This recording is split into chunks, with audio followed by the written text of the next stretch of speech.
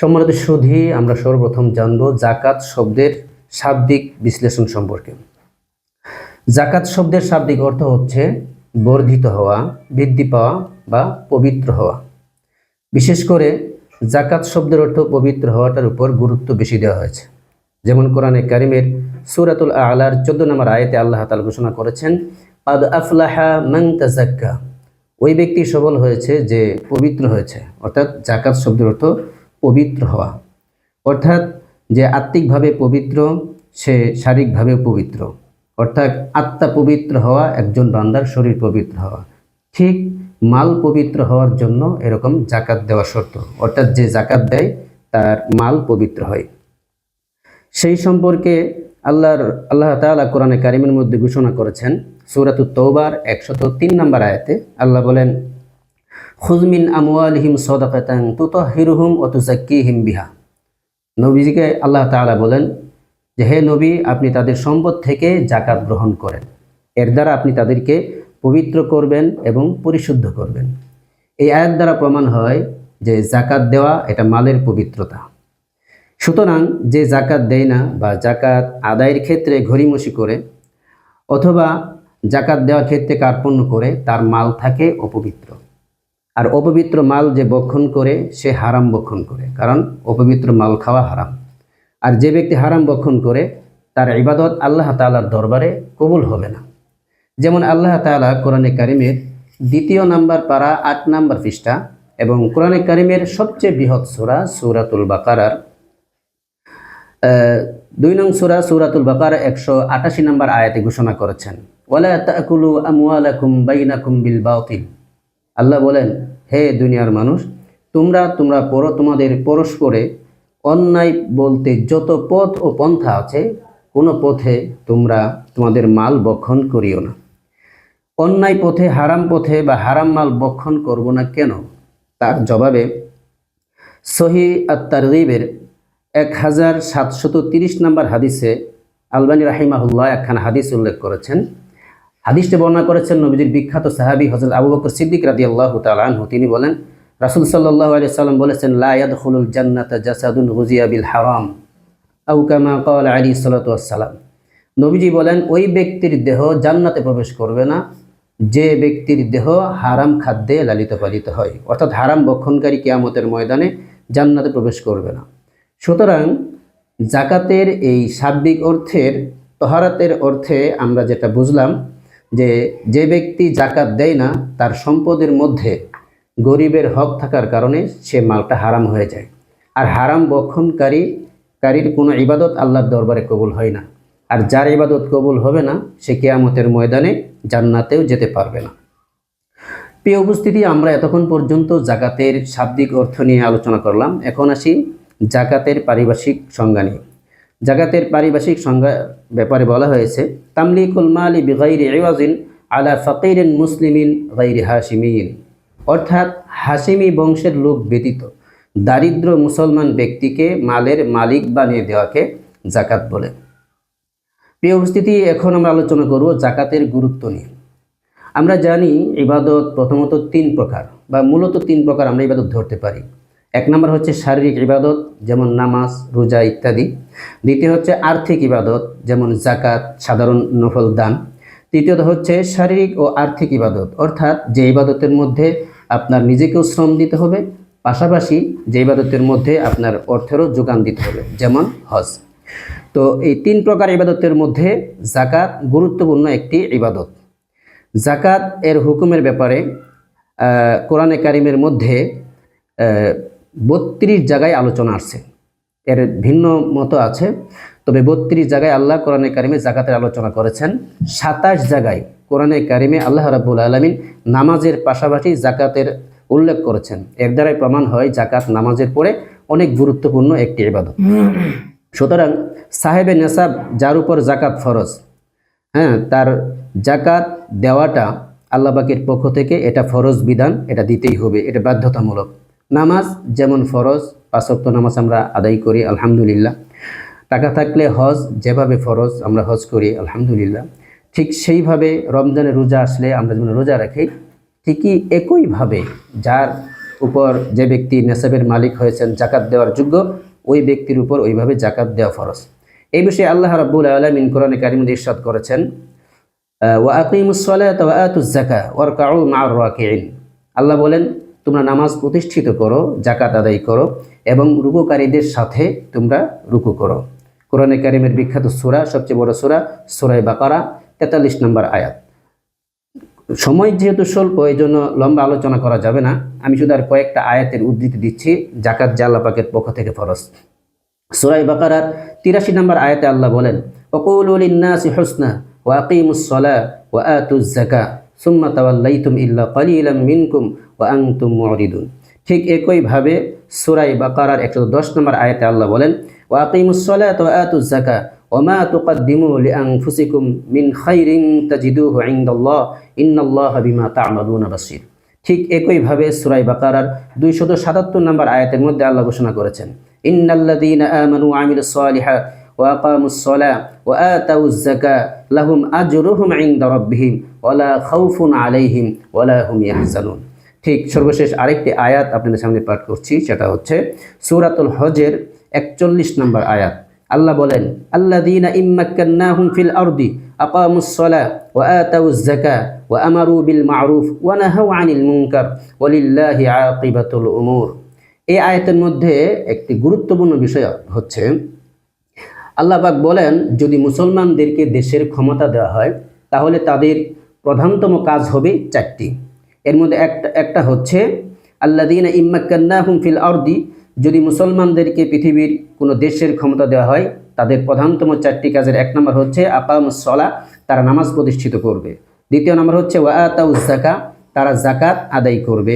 ওয়া আমারু বিল মা'রুফ, তারা নেক কাজের নির্দেশ করবে, সৎ কাজের নির্দেশ করবে। ওয়া নাহাউ আনিল মুনকার, এবং অসৎ কাজে বাধা দিবে। ইসলামী রাষ্ট্র যদি মুসলমানদের হাতে আসে বা ইসলামী স্টেট যদি হয়, তাহলে তাদের প্রধানতম 4টি দায়িত্বের গুরুত্বপূর্ণ একটি হচ্ছে জাকাত আদায় করা, অর্থাৎ সরকারিভাবে ধনীদের থেকে জাকাত আদায় করে দরিদ্রদের কাছে পৌঁছিয়ে দিতে হবে, এটা তাদের দায়িত্ব। এর দ্বারা বোঝা যায় যে ইসলামে জাকাতের গুরুত্ব অপরিসীম। এবার আমি আপনাদের সামনে রাসূল সাল্লাল্লাহু আলাইহি সাল্লামের জাকাত সম্পর্কে অসংখ্য অগণিত হাদিস থেকে মাত্র 2খানা হাদিস উল্লেখ করব। প্রথম হাদিস, যেটা বুখারী শরীফের 8 নম্বরে উল্লেখ করা হয়েছে এবং মুসলিম শরীফের 16 নম্বরে উল্লেখ করা হয়েছে। হাদিসের বর্ণনাকারী নবীজির বিখ্যাত সাহাবী আব্দুল্লাহ ইবনে ওমর রাদিয়াল্লাহু তাআলা আনহুমা, তিনি বলেন, রাসূল সাল্লাল্লাহু আলাইহি সাল্লাম বলেছেন, বুনিয়াল ইসলামু আলা খামসিন শাহাদাতি আল্লা ইলাহা ইল্লাল্লাহ। নবীজি বলেছেন, ইসলামের মূল ভিত্তি হচ্ছে 5টি। এর মধ্যে 1 নম্বর হচ্ছে আল্লাহর নামে সাক্ষ্য দেওয়া, লা ইলাহা ইল্লাল্লাহ ওয়া আন্না মুহাম্মাদুর রাসূলুল্লাহ, এবং আল্লাহ রাসূল সাল্লাল্লাহু আলাইহি সাল্লামকে আল্লাহর রাসূল হিসেবে সাক্ষ্য দেওয়া। ওয়া ইকামিস সালাহ, নামাজ প্রতিষ্ঠিত করা। ওয়া ইতাইজ যাকাত, সর্বশেষ যেটা আছে জাকাত আদায় করা। ওয়াল হজ ওয়া সাওমি রমাদান, এবং হজ করা, রমজান মাসে রোজা রাখা। তো এখানে এই হাদিসের মধ্যে ইসলামের মূল 5টি ভিত্তির মধ্যে অন্যতম একটি হচ্ছে জাকাত। এর দ্বারা বোঝা যায় জাকাতের গুরুত্ব ইসলামে অপরিসীম। 2 নম্বর হাদিস, যেটা আবু আব্দুল্লাহ মুহাম্মদ ইবনে আব্দুল্লাহ আল হাকিম আন-নাইসাবুরি রাহিমাহুল্লাহ তার জগৎ বিখ্যাত হাদিসের কিতাব আল মুস্তাদরাক আলা সহিহাইন, উক্ত কিতাবের 19 নম্বর হাদিসে উল্লেখ করেছেন এবং হাদিসের সনদগতভাবে বলেছেন সহিহ আলা শর্তি মুসলিম। উক্ত হাদিসের মধ্যে আবু উমামা আল বাহিলি রাদিয়াল্লাহু তাআলা আনহু বলেন যে, আমি রাসূল সাল্লাল্লাহু আলাইহি সাল্লামকে বিদায় হজের বাণীতে বলতে শুনেছি, উ'বুদু রাব্বাকুম, তোমরা তোমাদের রবের ইবাদত করো। ওয়াসল্লু খামসাকুম, এবং তোমরা 5 ওয়াক্ত নামাজ পড়ো। ওয়াসুমু শাহরাকুম, এবং তোমরা রমজান মাসে রোজা রাখো। ওয়া আদ্দু যাকাতা আমওয়ালিকুম, এবং তোমরা তোমাদের মালের জাকাত আদায় করো। ওয়াতিউ মা আমরাকুম তাদখুলু জান্নাত রাব্বাকুম, এবং তোমাদের ধর্মীয় নেতা যারা আছে তাদের অনুসরণ করো। এই কাজগুলি যাদের মধ্যে থাকবে, যারা করবা, তাদখুলু জান্নাত রাব্বিকুম, তোমরা তোমাদের রবের জান্নাতে প্রবেশ করবা। উক্ত হাদিসের মধ্যেও জাকাতের গুরুত্ব অনেক বড় করে বর্ণনা করা হয়েছে, যে ওই আমলগুলির মধ্যে যখন জাকাতের আমলও থাকবে তাহলে জান্নাতে প্রবেশ করতে পারবে। ততক্ষণ পর্যন্ত আমরা কোরআন হাদিসের মাধ্যমে জাকাত যে ইসলামের শরীয়তের বিধান আমরা আলোচনা করলাম, ইজমা এবং কিয়াসের মাধ্যমেও আমরা সেটা বুঝতে পারি যে জাকাত এটা মুসলমানদের উপর যাদের উপর নেসাব হয়ে গেছে তাদের জাকাত দেওয়া অত্যাবশ্যক। সময় সংক্ষেপের কারণে বিস্তারিত বলা যাচ্ছে না। জাকাতের ফজিলত সম্পর্কে যদি আমরা বলতে চাই, তো যে ব্যক্তি আল্লাহর চাই জাকাত আদায় করবে, আল্লাহর হুকুম মানবে, সে দুনিয়াতে এক নম্বরে দায়ী মুক্তি হয়ে যাবে, আখিরাতে আযাব থেকে মুক্তি পাবে এবং সওয়াব হাসিলের মাধ্যমে কিয়ামতের ময়দানে সে জান্নাতে যাইতে পারবে। এরপরে জাকাত ফরজ হওয়ার কি কারণ, কি হিকমত আছে সে বিষয়ে লম্বা আলোচনা। আমি সংক্ষেপে বলছি যে মালের উপর মানুষের জীবন ও জীবিকা নির্ভরশীল, যা কষ্টে ও পরিশ্রম করে এবং ঘাম ঝরিয়ে অর্জন করে, এবং সেই প্রিয় মাল যখন মানুষের জন্য নিজ হাতে প্রদান করে, তখন কার্পণ্য আর আবিলতা তার হৃদয় থেকে দূর হয়ে যায় এবং ইমানের মাঝে দৃঢ়তা সৃষ্টি হয়। দ্বিতীয় নম্বরে, সমাজের দারিদ্রতা ও অভাব দূরীকরণে জাকাত কল্যাণকর একটি অপরিহার্য বিধান। সমাজের দারিদ্র বিমোচনে আমরা কত রকমের পদক্ষেপ আমরা নিয়ে থাকি, কিন্তু ইসলামের এই গুরুত্বপূর্ণ বিধান জাকাত যেটা, এটা যদি সরকারিভাবে ধনীদের থেকে জাকাতের টাকা আদায় করে দরিদ্রদের মাঝে এটা সুষম বন্টন করা যায়, আমি মনে করি 1 থেকে 2 বছর যদি বাংলাদেশের সকল মানুষ যাদের উপর জাকাত ফরজ, মুসলমানদের উপর, তারা যদি জাকাত দেয়, সর্বোচ্চ 1 থেকে 2 বছর যদি জাকাত আদায় করে, 3য় নাম্বার বছরে আমরা যাদেরকে জাকাত দিয়েছি ইনশাল্লাহ দারিদ্র বিমোচন তো হবেই, তারাও জাকাত দেওয়ার উপযুক্ত হয়ে যাবে ইনশাল্লাহ। 3 নাম্বার, জাকাত পাপ মোচন করা এবং বরকত বৃদ্ধি করার বড় ধরনের উপায়। তো এই হচ্ছে জাকাত আদায়ের বা জাকাত দেওয়ার কারণসমূহ। এখন আমরা গুরুত্বপূর্ণ যে আলোচনা করব সেটা হচ্ছে জাকাত কার উপরে ফরজ। এই বিষয়ে আমরা সংক্ষেপে আলোচনা করি যে যাহার নিকটে 7.5 ভরি স্বর্ণ থাকবে, অথবা 52 ভরি রূপা থাকবে, অথবা স্বর্ণ, রূপা এবং গচ্ছিত সম্পদ অর্থ, ব্যাংকে টাকা থাকুক, নিজের হাতে থাকুক, অন্যের কাছে আপনি ঋণ পান, সকল টাকা মিলে যদি 52.5 ভরি রূপা পরিমাণ সম্পদ তার নিকটে গচ্ছিত থাকে এবং এই সম্পদটা তার প্রয়োজনের অতিরিক্ত হয়, এবং ঋণ থেকে মুক্ত থাকে, তাহলে তার উপর জাকাত ফরজ হবে। বছরান্তে তার জাকাত দিতে হবে। অর্থাৎ এখানে একটি গুরুত্বপূর্ণ বিষয় হচ্ছে, অনেকেই মনে করেন যে আমি যখন নেশাবের মালিক হলাম, অর্থাৎ আমার নিত্য প্রয়োজনীয় বস্তু ব্যতীত আমার সংসারের প্রয়োজনের অতিরিক্ত এবং আমার ঋণ থেকে অতিরিক্ত যে টাকাটা আছে, ওই টাকার উপর তো 1 বছর পূর্ণ হইল, আমি জাকাতের নেশাব আমার হয়ে গেল, আমি জাকাত দিব, কিন্তু মাঝখানে 6 মাস পরে, 8 মাস পরে অথবা 10 মাস পরে আরও কিছু টাকার আমি মালিক হলাম, তখন ওই টাকার উপর তো আর 1 বছর পূর্ণ হয় নাই, তো ওই টাকার জাকাত আমি দিব কিনা, এরকম ধরনের প্রশ্ন আমাদের অনেকের মনেই থাকে। সম্মানিত সুধী, এই বিষয়ে সংক্ষিপ্ত আলোচনা হচ্ছে, আপনি যখন থেকে নেশাবের মালিক হয়েছেন, পরবর্তী বৎসর আসার পর পুরা মাঝখানে আপনি যত টাকার মালিক হবেন অথবা যত বস্তুর মালিক হবেন, যে বস্তু জাকাত আদায়ের যোগ্য, এই সকল টাকা, সকল বস্তুর মান বা টাকা মূল্য একত্র করে বছর শেষে আপনি একসাথে জাকাত দিয়ে দিবেন। এই জন্য শরীয়তের বিধান হচ্ছে মাস নির্ধারণ করা, সময় নির্ধারণ করা, তারিখ নির্ধারণ করা। আমরা এটা অনেকেই বুঝিও না। যেমন আমরা সাধারণত রমজান মাসে জাকাত দিয়ে থাকি, তো এই ক্ষেত্রে আমাদের রমজান মাস হিসেবে সেটা নির্ধারণ হয়ে গেল। দ্বিতীয় নাম্বার হচ্ছে তারিখ ঠিক করতে হবে। যেমন ধরেন আমি রমজান মাসের 10 তারিখ নির্ধারণ করলাম, তো রমজান মাসের 10 তারিখের মধ্যে আপনাকে জাকাত দিতে হবে। এখন সময় নির্ধারণ করতে হবে। যদি আপনি দিন নির্ধারণ করেন তো সূর্য ডোবা পর্যন্ত, আর যদি সময় নির্ধারণ করেন, ধরেন কথার কথা আপনি সকাল 10টা পর্যন্ত সময় নির্ধারণ করলেন, কারণ বছর তো পুরা হতে হবে, 1 সেকেন্ড কম থাকলেও সেটা বছর হিসেবে আপনার ধরা হবে না। সুতরাং যখন রমজান মাস আসবে, রমজান মাসের 10 তারিখ আসবে, 10 তারিখের সকাল 10টা যখন পার হয়ে যাবে আপনার 1 বছর পূর্ণ হবে। এতে সুবিধাটা কি, রমজান মাসের 10 তারিখের সকাল 10টার আগে যত টাকা পয়সার মালিক আপনি হবেন সবগুলো জাকাত দিতে হবে। সকাল 10টার পরে যত টাকার মালিক হবেন বা জাকাত যোগ্য যে সম্পদ আপনার হাতে আসবে, এটার জাকাত আর এই বছর দিতে হবে না, পরের বছর আপনাকে দিতে হবে। এখন কথা হইল জাকাত আমরা কাদেরকে দেব, এই বিষয়ে আল্লাহ রাব্বুল আলামিন কোরআনে কারীমের সূরা তাওবার আয়াত নাম্বার 60-এ বিস্তারিত বর্ণনা করেছেন। আমি শুধু সংক্ষেপে যাদেরকে জাকাত দেওয়া যাবে তাদের কথা বলে দিচ্ছি। 1 নাম্বার হচ্ছে ফকির, যার কিছুই নাই, তাকে জাকাত দেওয়া যাবে। 2 নাম্বার মিসকিন, যার নেশাব পরিমাণ সম্পদ নাই, তাকে জাকাত দেওয়া যাবে। 3 নাম্বার হচ্ছে জাকাত আদায়ে নিযুক্ত কর্মচারী, যার অন্য কোনো জীবিকা নাই, তাকেও জাকাত দেওয়া যাবে। 4 নাম্বার, নো মুসলিম, যারা নতুন মুসলমান হয়েছে আর্থিক সংকটে থাকলে তাদেরকেও জাকাত দেওয়া যাবে। 5 নাম্বার, কৃত দাস মুক্তির জন্য জাকাত দেওয়া যাবে, যেটা বর্তমানে আমাদের দেশে নেই। 6 নাম্বার, ধনী সম্পদশালী ব্যক্তি যার সম্পদের তুলনায় ঋণ বেশি, 8 লক্ষ টাকার মালিক কিন্তু তার 12 লক্ষ টাকা প্রয়োজনের কারণে ঋণ আছে। প্রয়োজনীয় ঋণ বলতে সে অসুস্থ হয়ে গেছে অথবা তার সংসার চালাতে গিয়ে সে ঋণ করেছে এটা, কিন্তু আপনার ব্যবসায়ী প্রতিষ্ঠান একটা আছে, আরেকটা করার জন্য ঋণ করেছেন, ওই ঋণ এখানে ধর্তব্য হবে না। তো 7 নাম্বার হচ্ছে আল্লাহর পথে যিনি জিহাদরত ব্যক্তি মুজাহিদ, তাকে জাকাত দেওয়া যাবে, স্বদেশে সে ধনী হলেও। 8 নাম্বার, মুসাফির ব্যক্তি যিনি ভ্রমণকালে অভাবে পতিত হয়েছেন, তাকে জাকাত দেওয়া হবে। এবার সংক্ষেপে আমরা আলোচনা করব, যদি আমরা জাকাত আদায় না করি তাহলে জাকাত অনাদায়ের শাস্তি কি হতে পারে, এ বিষয়ে আলোচনা করে আমি আলোচনা শেষ করব ইনশাআল্লাহ। এই বিষয়ে সূরা তৌবার 34 এবং 35 নম্বর আয়াতে আল্লাহ ঘোষণা করেছেন, ওয়াল্লাযীনা ইয়াকনিজুনা আয-যাহাবা ওয়াল ফিদ্দাতা ওয়া লা ইউনফিকুনাহা ফী সাবিলিল্লাহ ফাবাশশিরহুম বিআযাবিন আলীম।